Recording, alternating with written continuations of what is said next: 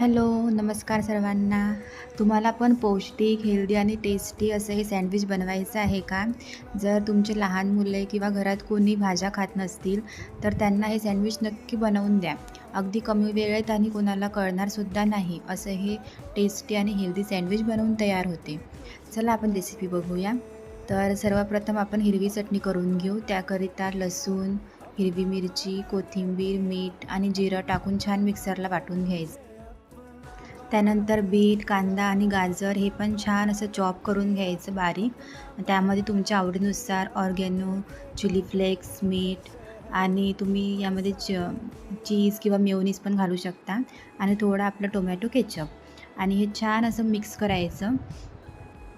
तुम्ही यामध्ये शिमला मिरची पण घालू शकता आणि आणखी व्हेजीसुद्धा घालू शकता आपल्या आवडीप्रमाणे.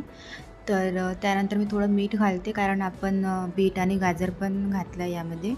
तर थोडी चव येण्यासाठी मी मीठ घातलं आणि थोडी कोथिंबीर बारीक चिरलेली. त्यानंतर ते मिक्स करून बाजूला ठेवायचं आणि इथे मिल्क ब्रेड घेतला आहे मी आणि त्यामध्ये थोडं मी चीज आणि मेयोनीज पण मिक्स केलं आहे, तुम्ही बघू शकता. आणि ब्रेडला सर्वप्रथम आपण हिरवी चटणी बनवलेली त्याला स्प्रेड करून घेऊ दोन्ही साईडनी. त्यानंतर त्यामध्ये हे व्हेजीस घालायचे जे आपण मिक्स केले आहे ते.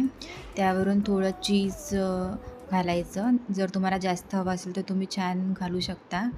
त्यानंतर वरून आणखी 2 ब्रेड त्यावर ठेवायचे आणि इथे ग्रिल प्लेटला छान बटर लावून घ्यायचं आणि ब्रेडला पण छान बटर लावायचं आणि छान 2-3 मिनिट हे बेक करून घ्यायचं, भाजून घ्यायचं.